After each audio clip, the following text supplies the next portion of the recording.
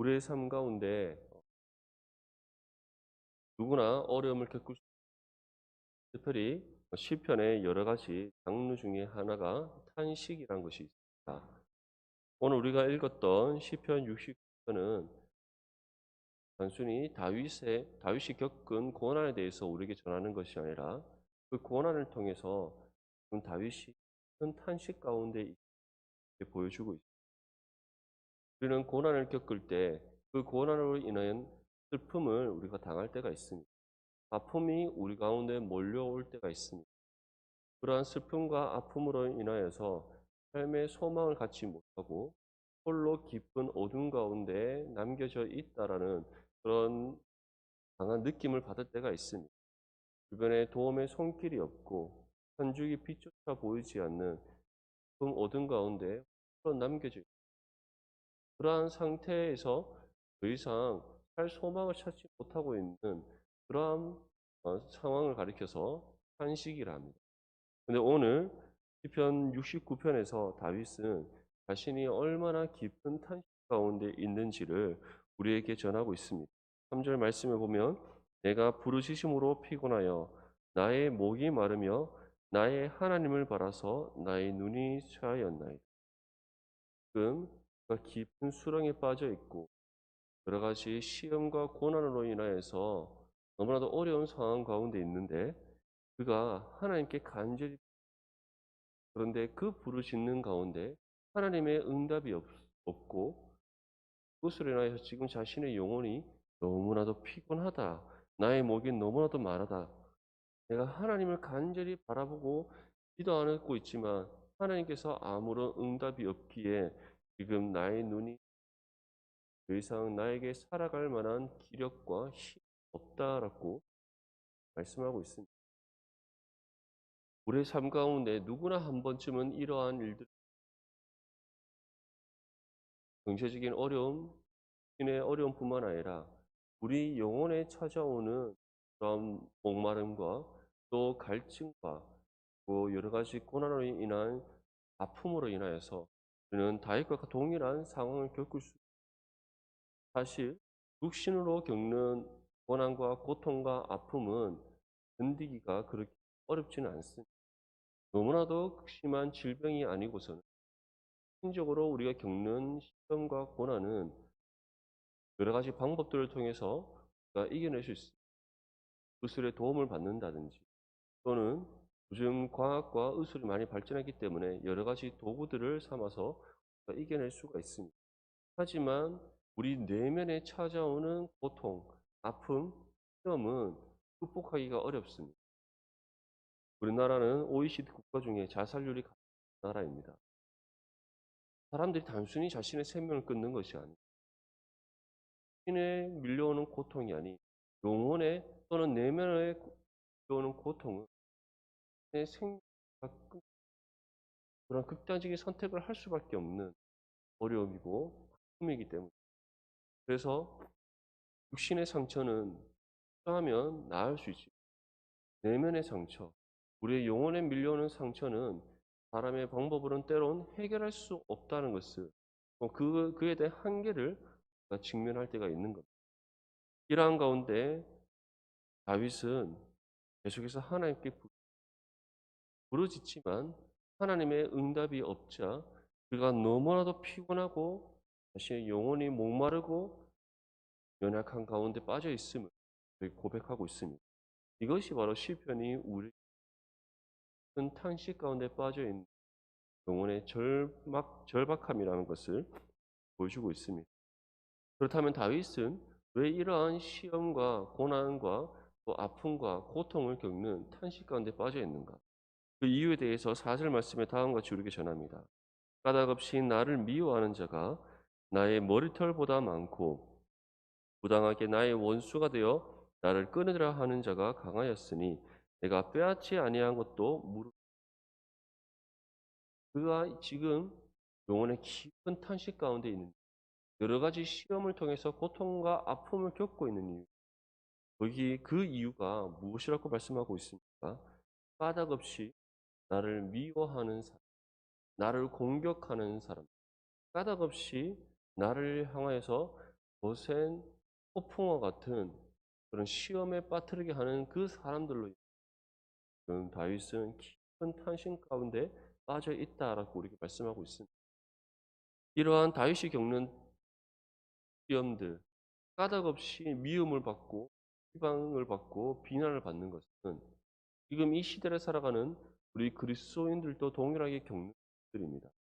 다윗을 지금 공격하는 사람, 까닭없이 미워하고 공격하는 사람이 누구이겠습니까?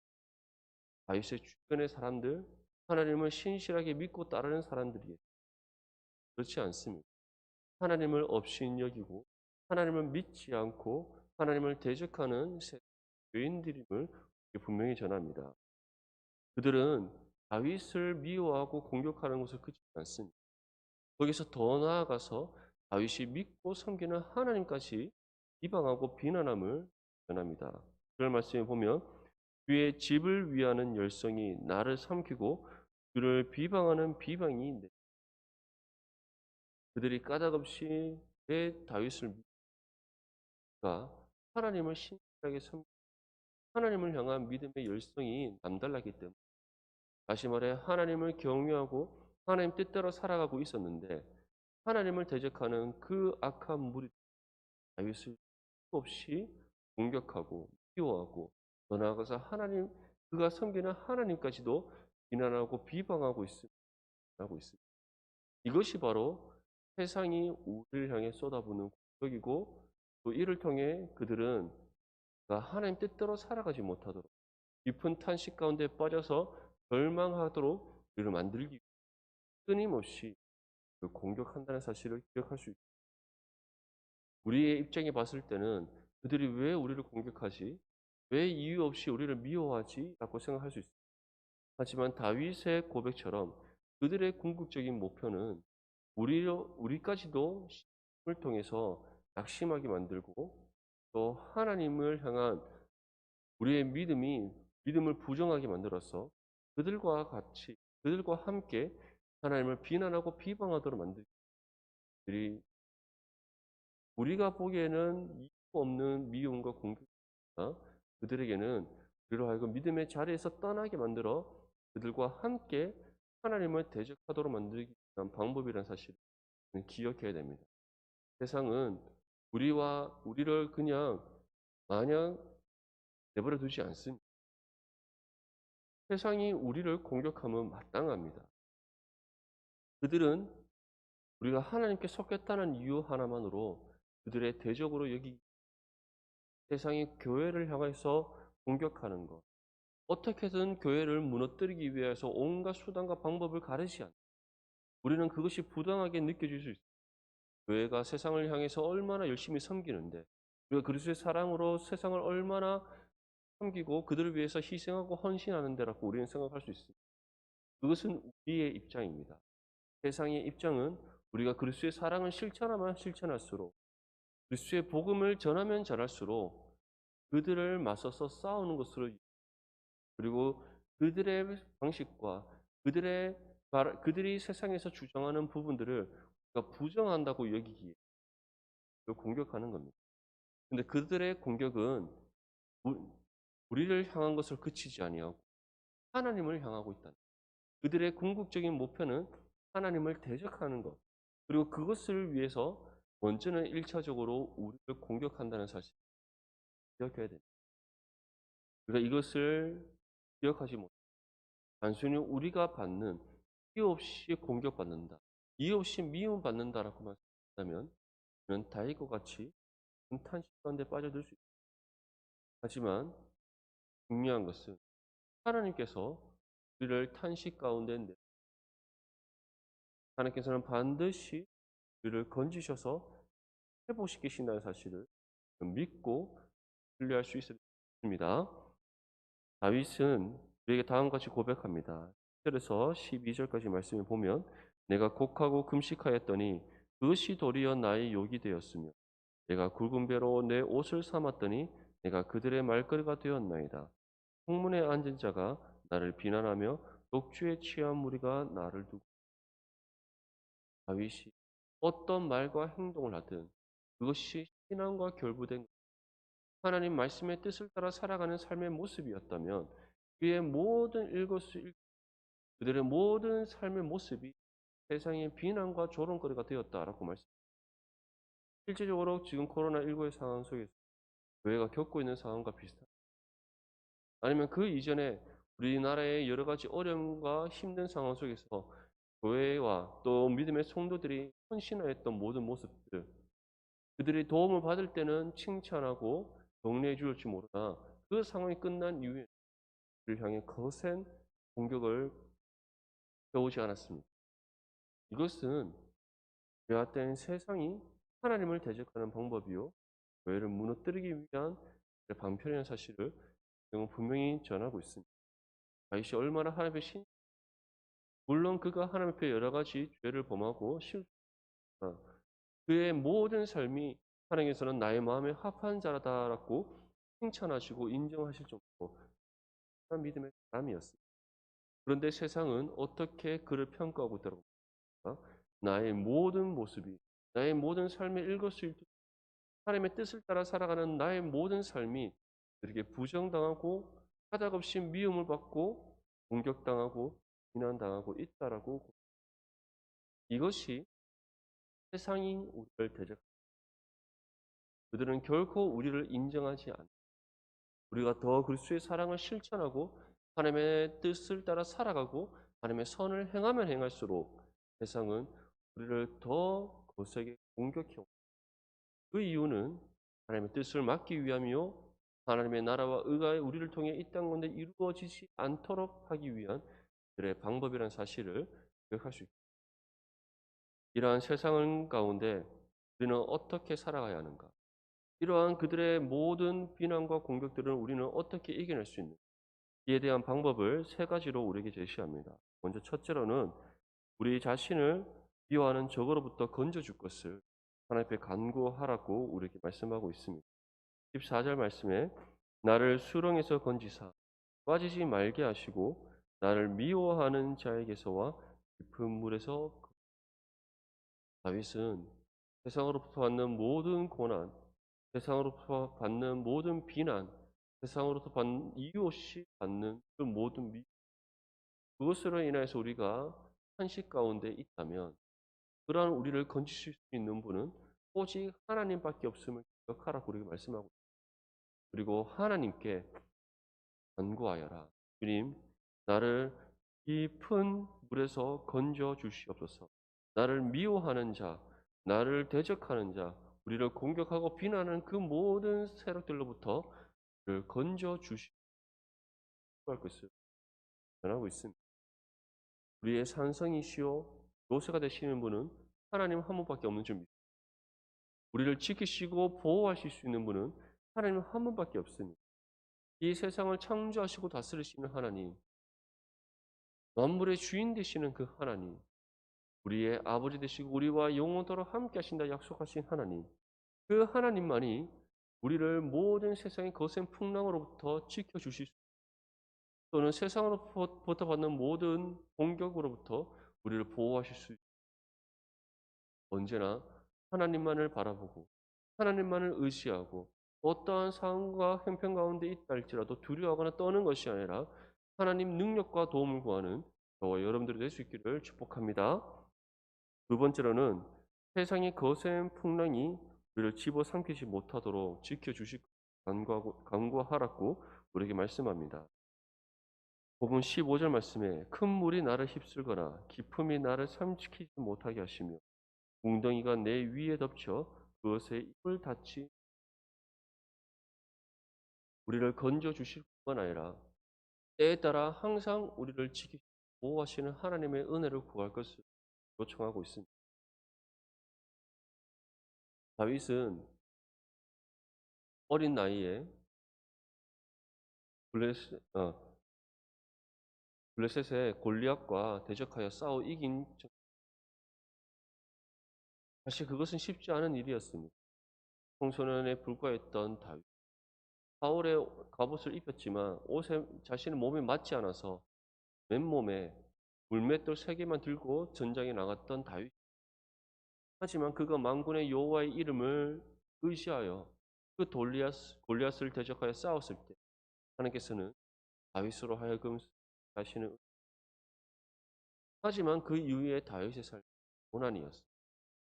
자신이 섬겼던 왕인 사울로부터 미움을 받기 시작했고 그가 다윗을 죽이려고 하는 사실을 알게 되고 10년이 넘는 오랜 세월 동안 자신의 고국을 떠나 방황하는 살아갈 수밖에 다윗의 고난은 그것으로 끝이지 않았습니다. 때로는 자신의 실수와 잘못으로 하나님께서 주시는 고난을 감당할 때도 있습니다. 자신의 아들 압살롬으로부터 반역을 당하여서 왕궁에서 내쫓김 당하는 그런 일들, 자신의 신하인 시므이로부터 온갖 조롱과 비난과 모욕을 당하여 그의 인생의 말년에도 자신의 뒤를 이을 왕권 계승의 문제로 인하여서 형제들하고 다윗의 인생은 너무나도 굴곡진 인생, 아픔의 인생이라 할 수 있습니다. 그럼에도 불구하고 다윗이 자신에게 주어진 하나님께서 주어주신 그 인생의 여정을 믿음으로 끝까지 살아낼 수 있었던 이유는 이러한 모든 상황 속에서 그는 하나님께 그 모든 거센 풍랑이 자신을 집어삼키신 하나님의 도움의 은혜를 그렇게 하나님께서는 때에 따라 다윗을 도우셨고 그 모든 거센 풍랑으로부터 그것을 헤쳐나갈 수 있는 지혜와 능력을 주셔서 하시는 우리의 삶 가운데도 마찬가지입니다. 하나님께서는 우리에게 주어주신 일상의 삶이 있습니다. 그 일상의 삶을 믿음으로 살아가기를 원하십니다. 하나님 말씀의 뜻을 따라 순종하고 우리에게 주어진 일들, 우리에게 맡기신 일들을 감당함으로써 하나님의 선을 행하기를 원하십니다. 하지만 세상이 우리로 하여금 그러한 하나님의 뜻을 따라 살아가지 못하도록 방해하고 공격합니다. 근데 그 모든 것을 이겨낼 수 있는 방법, 하나님의 도움을 잊기 위해서는 쉬지 않고 하나님께 도움을 요청해야 될 줄입니다. 우리가 구할 때 응답하시는 하나님이십니다. 우리가 간절히 붙잡을 때 우리를 도우시는 하나님이십니다. 그 하나님만을 전적으로 믿고 의지하고 신뢰할 수 있기를 축복합니다. 마지막 세 번째는 하나님의 응답이 속히 임하도록 간구할 것을 말씀합니다. 본문 16절과 17절 말씀에 여호와여 주의 인자하심이 선하시오니 내게 응답하시며 주의 많은 긍휼에 따라 내게로 돌이키소서. 주의 얼굴을 주의 종에게서 숨기지 마소서. 내가 환난 중에 있사오니 응답하소서. 하나님께서는 우리의 기도를 들으시는 하지만 우리가 생각하는 응답의 때와 하나님의 때는 다르다는 사실을 기억해야 됩니다. 우리가 아무리 구한다 할지라도 하나님께서는 자신이 정하신 때에 기뻐하시는 방법으로 응답하시는 우리는 때로는 인내하지 못 하나님의 응답의 때를 기다리지 못하고 성급하게 하나님의 응답을 구할 때가 있습니다. 하지만 하나님께서 응답하시는 때가 가장 적합한 때요. 그 때가 가장 확실한 응답의 때라는 사실을 기억할 수 있습니다. 우리가 생각하는 때와 하나님의 때, 하나님의 응답하시는 방법과 우리가 생각하는 방법 또한 다릅니다. 우리가 생각하는 해결의 방법보다 하나님께서 주시는 해결의 방법이 가장 선하고 우리가 생각하는 때보다 하나님께서 응답하시는 그 때가 가장 적합한 때라는 사실을 우리가 믿고 신뢰할 수 있어야 됩니다. 그리고 무엇보다 우리는 하나님의 응답의 은혜를 끝까지 믿음으로 인내하며 기다릴 수 있습니다. 하나님께서는 그러한 믿음을 요구한다는 사실을 기억할 수 있기를 바랍니다. 다윗의 고백 또한 마찬가지입니다. 그가 지금 속답되기를 원하지만 사실 다윗은 하루빨리 내게 응답해 달라고 기도하는 것이 아닙니다. 하나님 내가 그 응답의 때가 이를 때까지 하나님께 간절히 기도할 수 있도록 자신의 믿음을 붙잡아 주실 것을 요청하고 있는 것입니다. 끝까지 믿음으로 인내하여 하나님의 응답의 때까지 이룰 수 있도록 간구하고 있는 것입니다. 하나님께서 원하시는 믿음입니다.